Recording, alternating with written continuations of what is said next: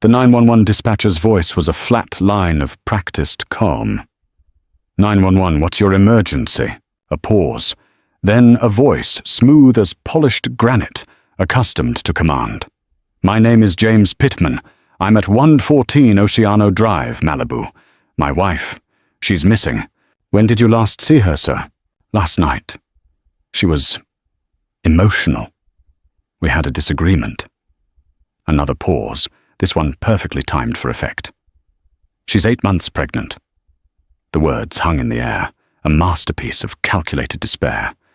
But beneath the performance, there was no tremor, no fear. Only the cold, chilling silence of a carefully closed door. Sarah Jenkins hated the smell of expensive coffee.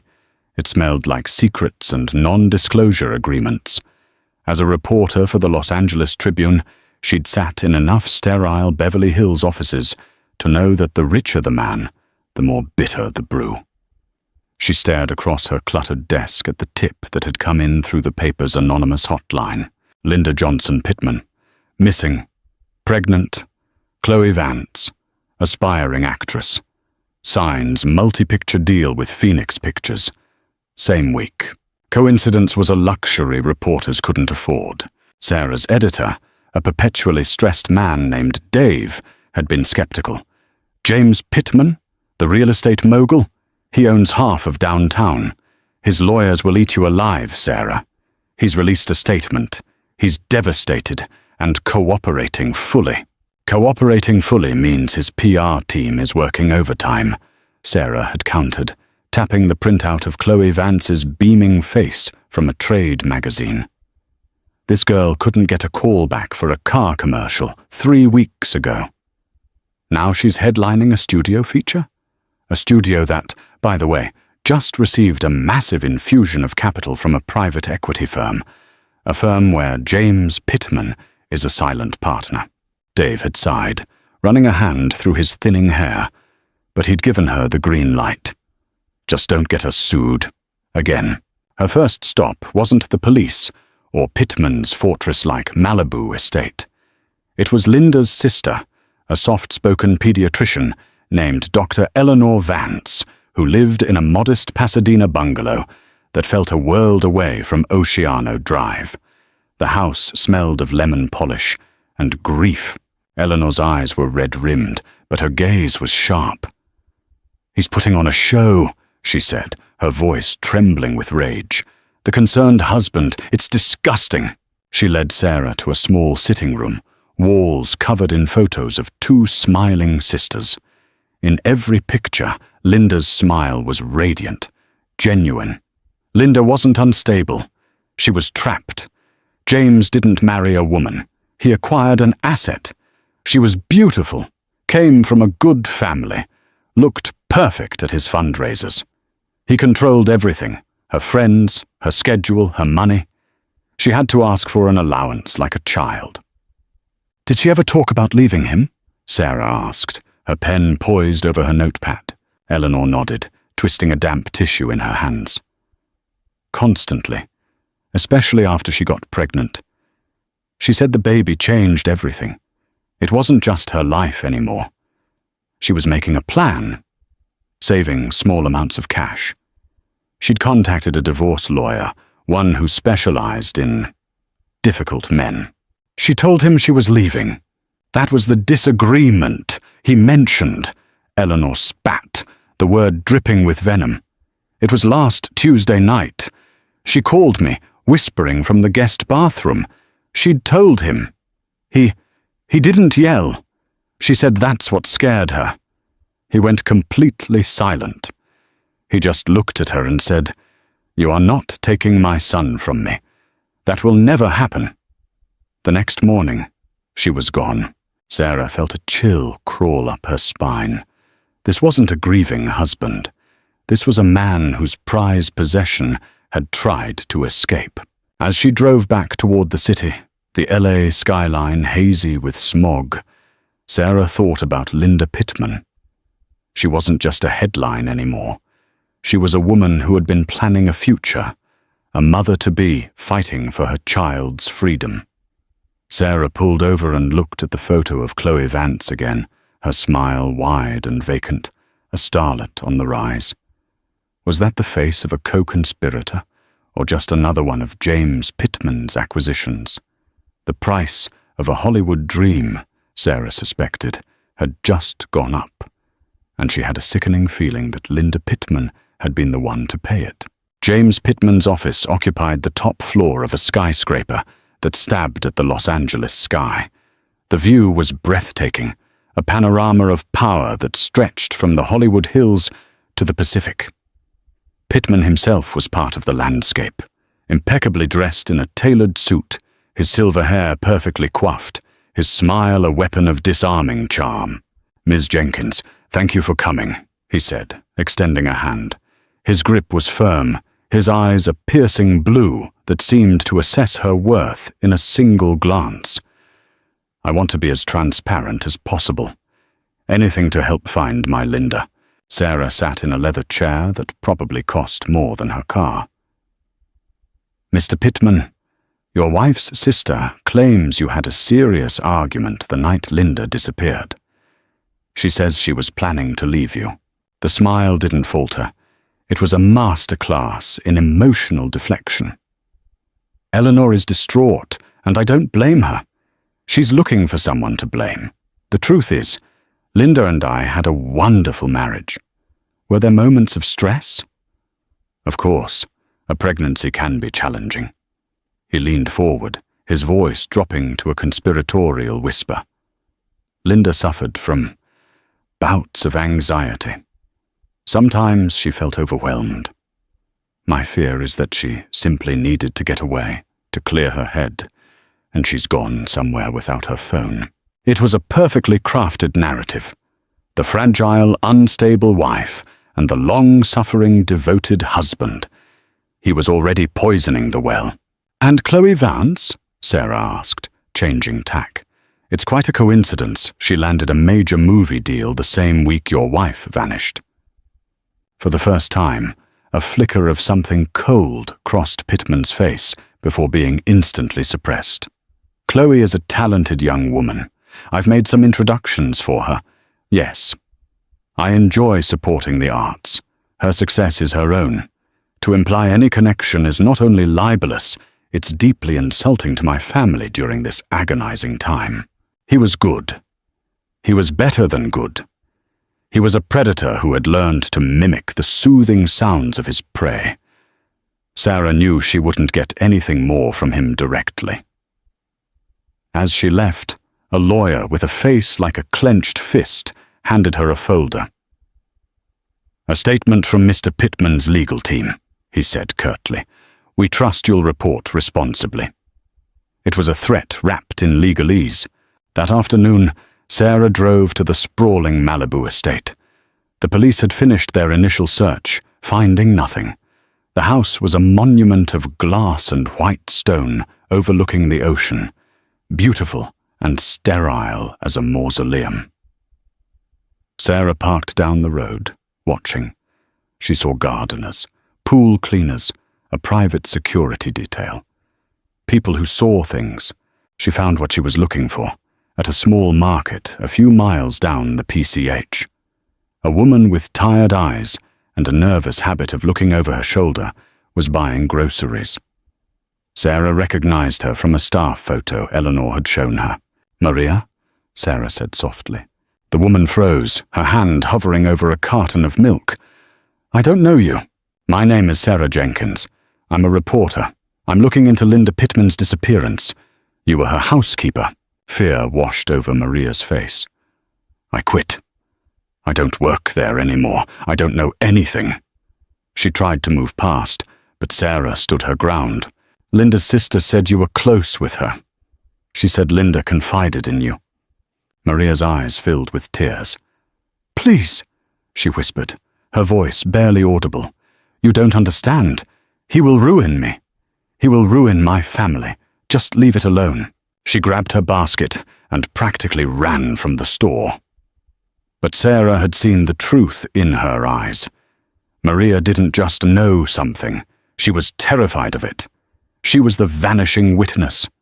And James Pittman wasn't just covering up an affair. He was burying a crime.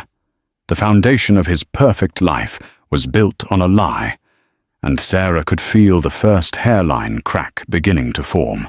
The Chateau Marmont was a Hollywood institution, a place where secrets were currency. Chloe Vance had agreed to meet Sarah there, in a secluded bungalow surrounded by lush greenery.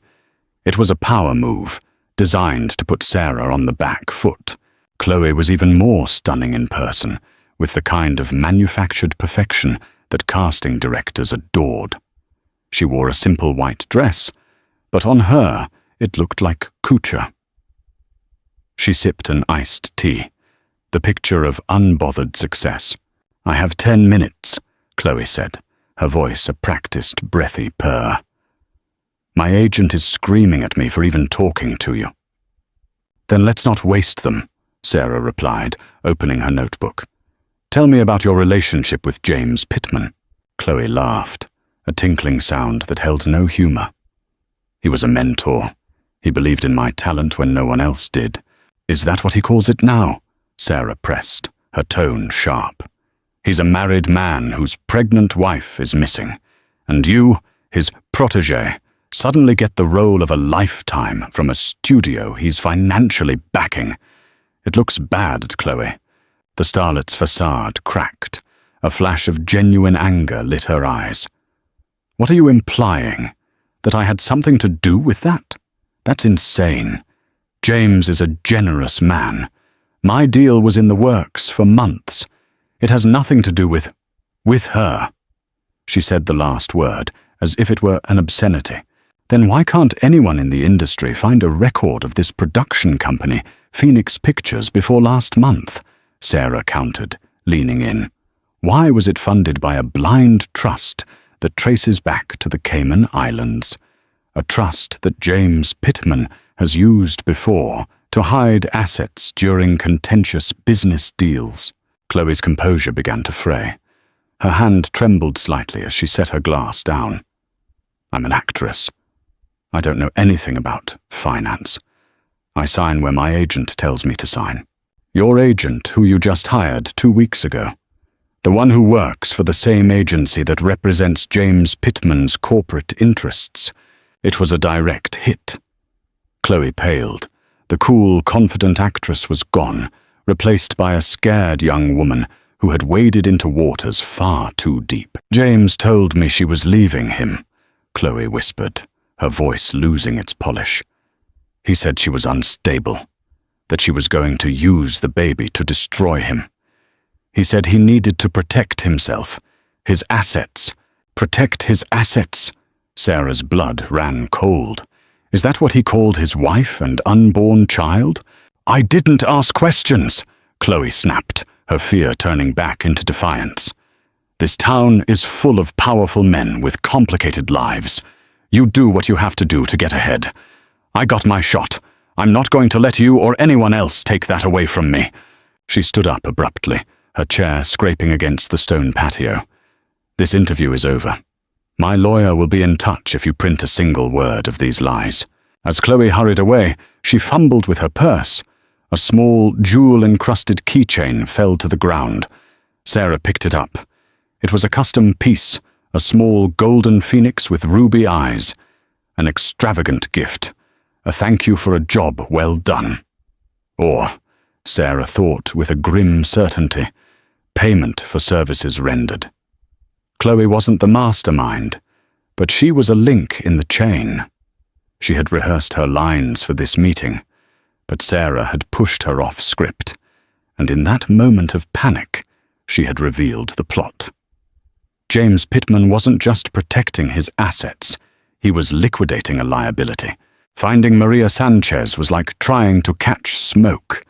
She had paid her last month's rent in cash, disconnected her phone, and vanished. Her former neighbors in Santa Monica knew nothing. Sarah spent days chasing down cold leads, the pressure from her editor mounting with every unanswered call. James Pittman's legal team had already sent a cease and desist letter, a glossy, expensive warning shot. Sarah felt like she was hitting a wall, one built of money and influence. Then, a breakthrough came from an unexpected source. Linda's sister, Eleanor. Maria's cousin works as a cleaner at my clinic, Eleanor told Sarah over the phone, her voice a hushed rush of excitement. Maria called her from a payphone.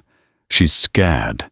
She took her son and went to stay with family in Arizona, a little town called Bisbee. Bisbee, Arizona, was a former copper mining town nestled in the Mule Mountains, a place where people went to disappear. It was a 6-hour drive from LA, a journey from the heart of the beast to its forgotten periphery. Sarah didn't tell her editor where she was going. This was off the books.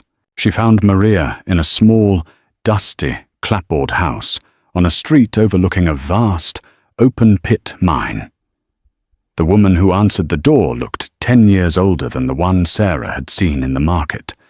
Fear had etched deep lines around her eyes. "Please go away," Maria said, trying to shut the door. Her young son clung to her leg, peering at Sarah with wide, curious eyes. "Maria, I'm not here to cause you trouble," Sarah pleaded, putting a hand on the door. "I'm here because Linda doesn't have a voice anymore. You might be the only one who can speak for her. For her and her baby. The mention of the baby was the key." Maria's resolve crumbled. She let Sarah in.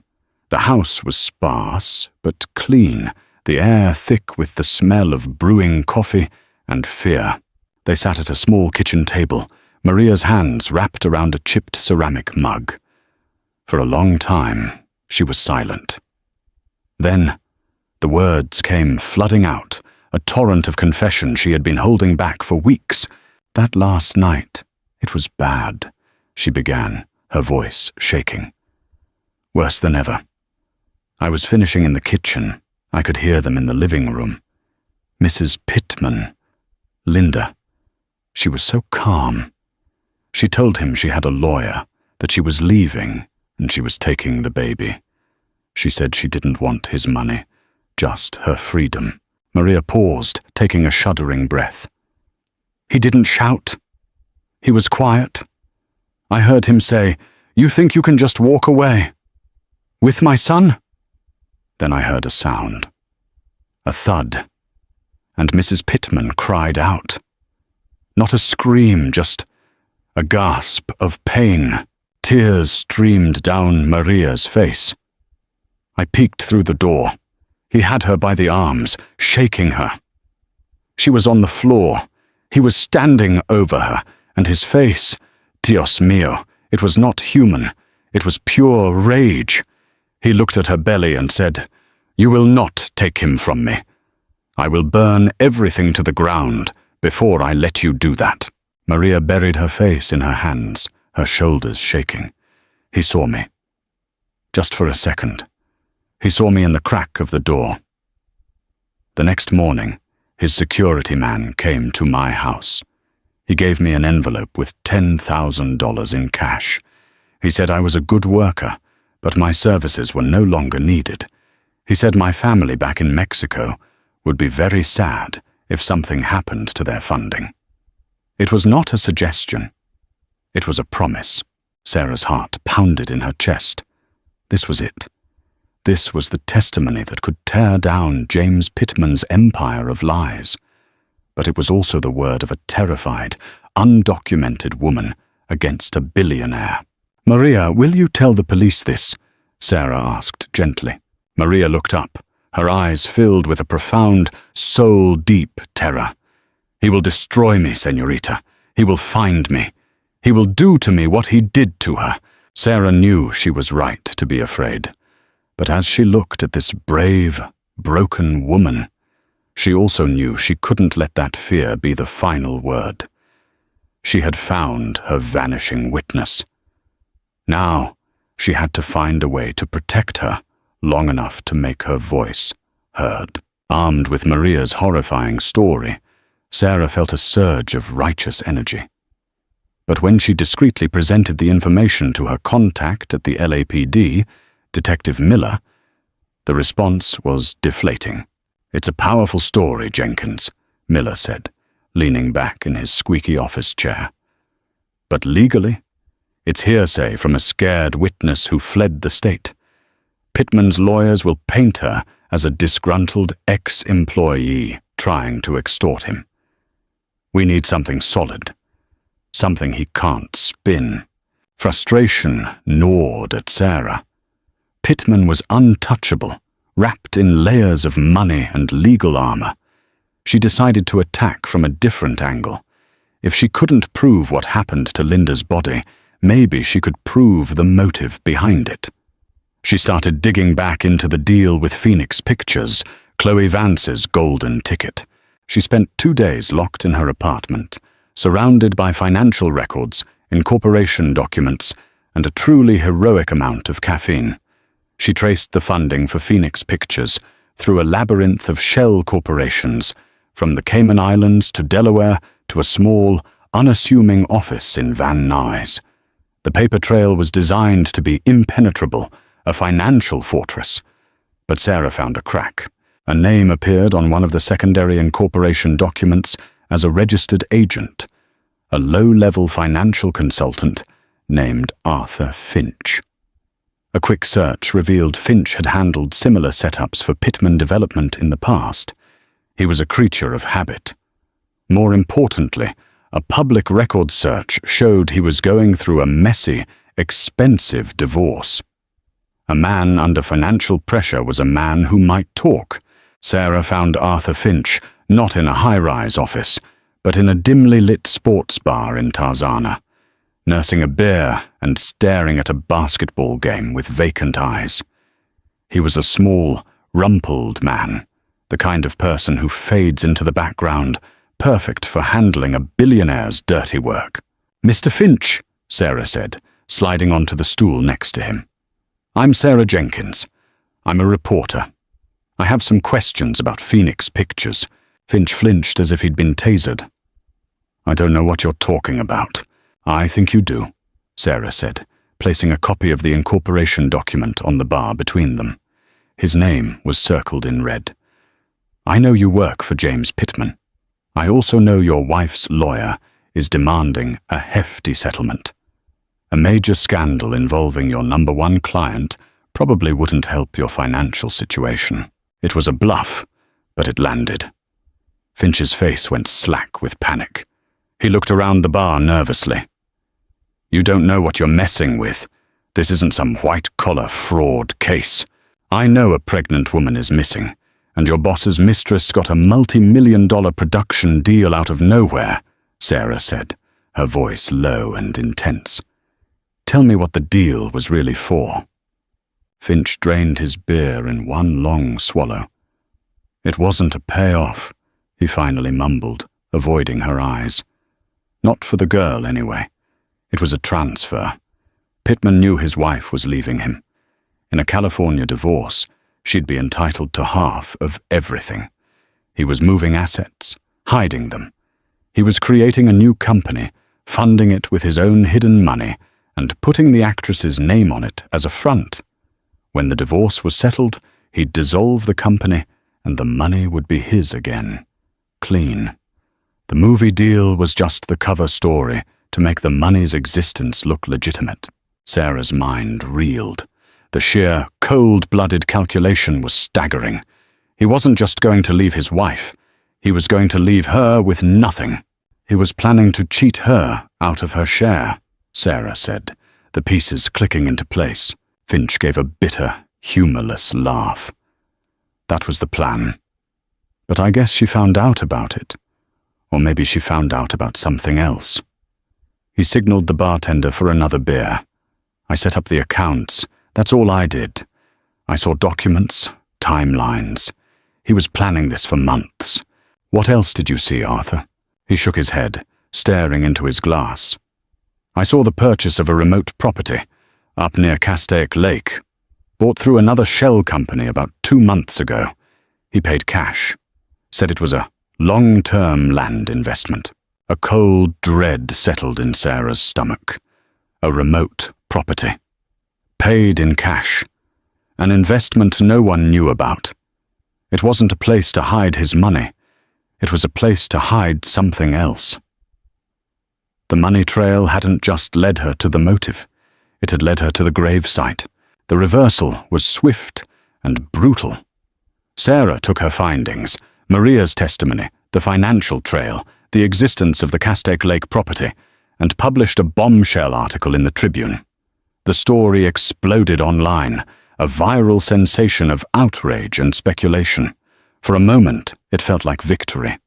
Then, the empire struck back. James Pittman didn't just issue a denial. He launched an all-out war. He appeared on a national morning show, his face a mask of dignified grief. He painted Sarah as a reckless sensationalist, a vulture picking at his family's tragedy for clicks. He portrayed Linda as a troubled woman he had tried desperately to help. He even produced a forged letter, supposedly from Linda, alluding to her desire to run away and start over. His lawyers filed a massive defamation lawsuit against Sarah and the Tribune. His PR team worked around the clock, feeding friendly media outlets a counter-narrative.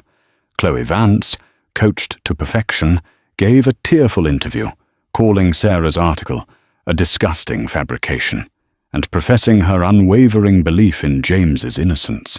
Worst of all, he went after the witnesses. A story appeared in a rival paper detailing Arthur Finch's messy divorce and accusing him of embezzlement from a former client, a story clearly planted by Pittman's team. Finch immediately recanted his statement to Sarah, claiming she had harassed him and twisted his words. And Maria, they found her. An anonymous tip was made to Immigration and Customs Enforcement. Maria and her son were picked up in a raid.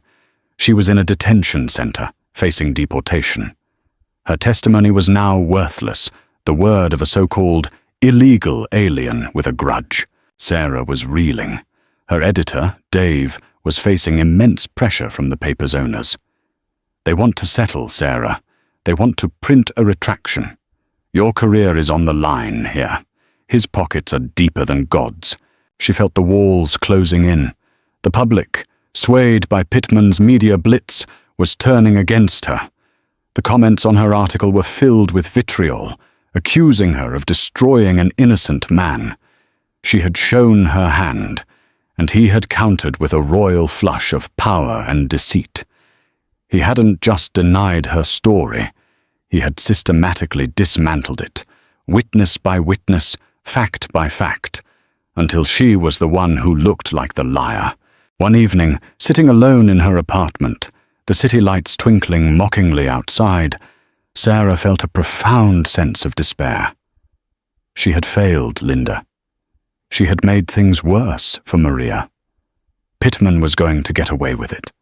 He was too rich, too powerful, too ruthless. She pulled out all her notes, spreading them across the floor, a chaotic map of her investigation. She stared at the picture of Chloe Vance, her perfect, lying face. Something Finch had said echoed in her mind. It wasn't a payoff. Not for the girl, anyway. What did that mean? The production deal was the cover story for the money transfer. But why Chloe? Why her specifically? There were thousands of aspiring actresses in LA. Why was she so important to this whole charade? Sarah's eyes fell on the photo she'd taken of the keychain Chloe had dropped at the Chateau Marmont, the golden phoenix with ruby eyes. It was an expensive custom piece. She had assumed it was a gift. But what if it wasn't?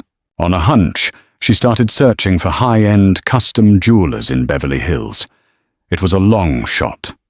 But after hours of calling, she found a jeweler who recognized the design. "Ah yes, the phoenix pendant," the man said, his voice smooth and discreet. "A unique commission. The client wanted a duplicate of a piece she already owned. Said she was sentimental." "Who was the client?" Sarah asked, her heart hammering. "Let me check the records. Here we are.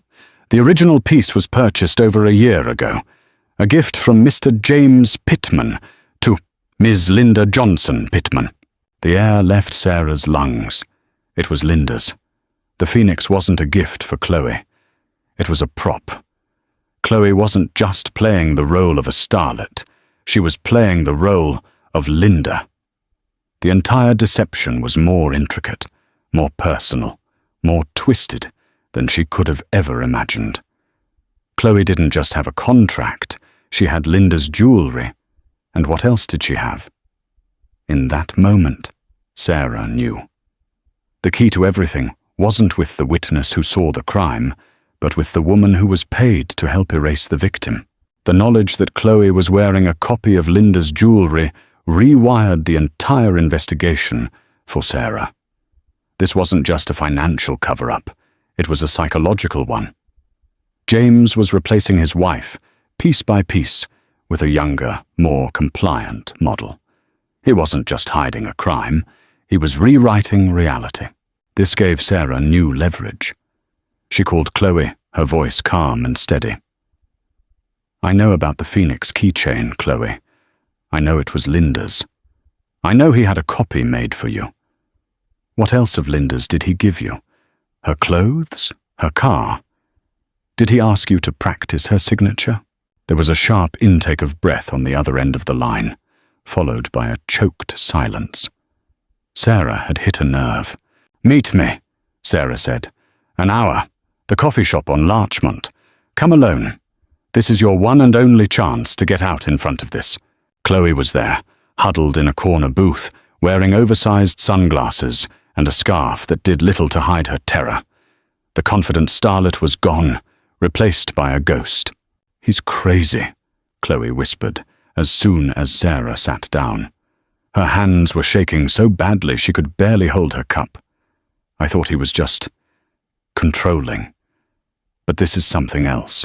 "Tell me everything," Sarah commanded. Chloe began to talk, the words spilling out in a desperate rush. The movie deal was a sham, just as Finch had said. But there was more. James had become obsessed with her. He made her dye her hair closer to Linda's shade. He bought her clothes from the same designers Linda preferred. The Phoenix keychain was the final, terrifying straw. "The night Linda disappeared," Chloe said, her voice dropping to a near-inaudible whisper. "He called me. He was different.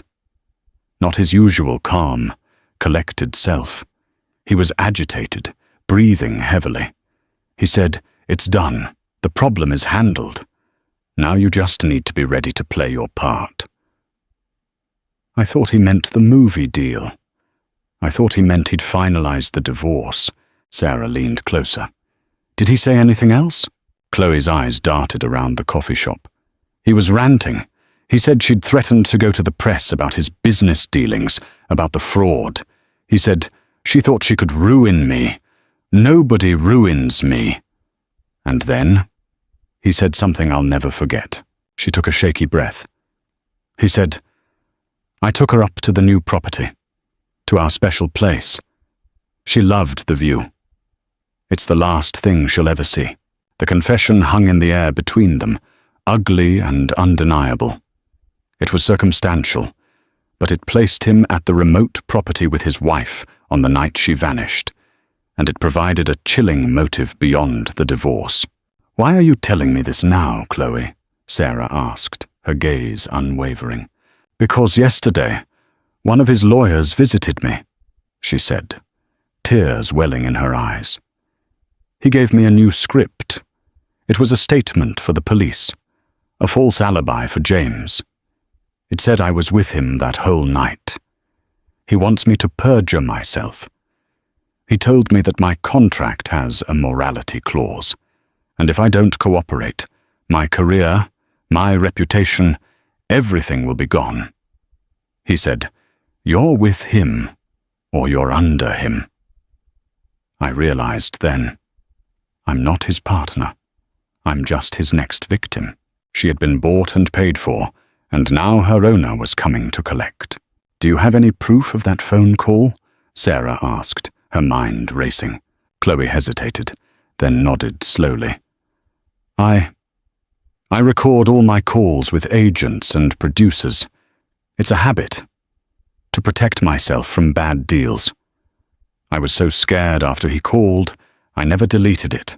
Sarah felt a jolt of adrenaline, sharp and fierce.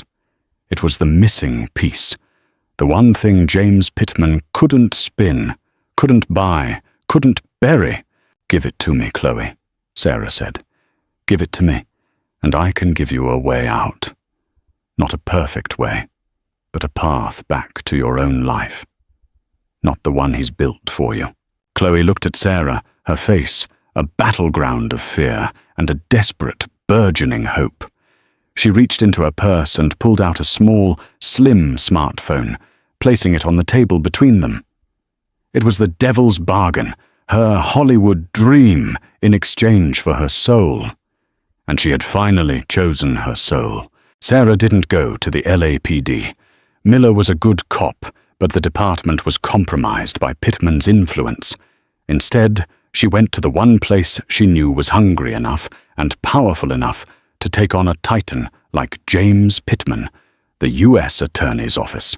She met with an assistant U.S. attorney named Mark Sandoval, a sharp, ambitious prosecutor who had made a name for himself taking down corrupt politicians. In his sterile federal office, Sarah laid out everything. Maria's eyewitness account of the assault, the fraudulent financial trail leading to Phoenix Pictures, the purchase of the Castaic Lake property, and finally, Chloe Vance's recording. She played the audio file. James Pittman's voice filled the quiet room, agitated and raw, stripped of its usual polished charm. "It's done. The problem is handled. She thought she could ruin me. Nobody ruins me. I took her up to the new property. It's the last thing she'll ever see." Sandoval listened, his face impassive. When it was over, he was silent for a full minute. Then he looked at Sarah and gave a single, sharp nod. "We have him." The fallout was immediate and overwhelming. Armed with a federal warrant, FBI agents, not LAPD, descended on the Castaic Lake property. It was a large, undeveloped parcel of land, rugged and isolated, with a single, half-finished foundation for a house overlooking the water. It was a beautiful, lonely place to hide a terrible secret. The media got wind of the raid, and suddenly news helicopters were circling overhead like vultures. Sarah stood on the perimeter with her editor, Dave, who now looked at her with a mixture of awe and terror. The narrative had flipped. James Pittman's carefully constructed image was shattering in real time. For hours, the forensic teams worked under the harsh California sun. They brought in ground-penetrating radar and cadaver dogs. Sarah's stomach was in knots. This was the moment of truth. If they found nothing, she was finished. Pittman would crush her. Then a shout went up from the team near the foundation. The dogs were barking, frantically digging at a patch of freshly disturbed earth, tucked away behind a retaining wall. The agents swarmed the area. They dug carefully, painstakingly. Sarah watched through a pair of binoculars, her heart pounding against her ribs. She saw them pull away a thick tarp. Underneath it, something else. It was small, a wooden box, a child's toy chest, intricately carved. A detective opened it. Sarah couldn't see what was inside, but she saw the man recoil, turning away to compose himself. Another agent gently closed the lid. It wasn't what they were looking for, but it was a message. A sick, twisted memorial from a man who saw his own son as a possession. The digging continued, and then, late in the afternoon, they found her. Linda Johnson Pittman was buried in the cold, hard dirt of the land her husband had bought to be their special place. That evening, FBI agents arrived at Pittman's downtown office. They didn't knock. They streamed out of black SUVs, wearing tactical vests, and strode into the lobby of his skyscraper, their faces grim and determined. The cameras were rolling as they escorted a stunned James Pittman out in handcuffs. The mask was finally gone. There was no charm, no control, just the blank, impotent rage of a monster who had been cornered, He looked directly into a news camera, his eyes searching, and Sarah knew he was looking for her. He had been beaten, and he knew exactly who had done it. The siege was over. The king had fallen. The trial of James Pittman was a media circus. It was the story of the decade: wealth, betrayal, and cold-blooded murder. But for Sarah, sitting in the courtroom every day, it was about one thing: getting justice for Linda. The prosecution, led by Mark Sandoval, was methodical. They built their case brick by brick. They brought in Arthur Finch, who, now free from Pittman's influence, detailed the entire financial scheme to defraud Linda in the divorce. They put Chloe Vance on the stand. She was no longer a starlet. She was a woman haunted by her choices. With a trembling voice, she told the jury about Pittman's manipulation, his obsession, and the terrifying phone call. When Sandoval played the recording, a collective gasp went through the courtroom. Pittman's own words, dripping with rage and possession, condemned him. The most powerful moment came when Maria Sanchez testified. The U.S. Attorney's Office had granted her immunity and protection in exchange for her testimony.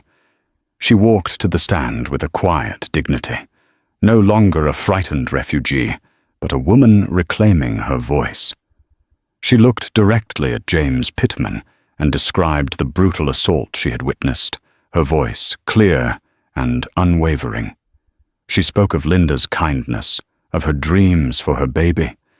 She gave Linda the voice she no longer had. Pittman's defense was aggressive but hollow. They tried to paint Chloe as a scorned lover, Maria as an opportunist, and Sarah as a fame-hungry journalist. But they couldn't explain away the recording. They couldn't explain away the body buried on his property. Sarah watched James throughout the trial. He remained impassive, arrogant, convinced his power would still somehow save him. He seemed to believe he was the real victim, a man brought low by treacherous women. The jury was out for less than 6 hours. The verdict came back: guilty, on all counts, murder in the first degree. A wave of relief so profound it almost buckled. Sarah's knees washed over her. Across the courtroom, she met Eleanor's gaze. Linda's sister was crying silently, tears of grief and gratitude. Justice hadn't healed the wound, but it had cauterized it. It was an ending. A final, definitive statement that Linda's life had mattered. Weeks later, Sarah visited Maria at a small apartment, secured for her by the Witness Protection Program. Her son was playing with toys on the floor, laughing freely.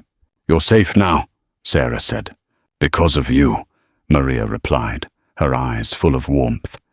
"You saw me when everyone else looked away. You gave me courage."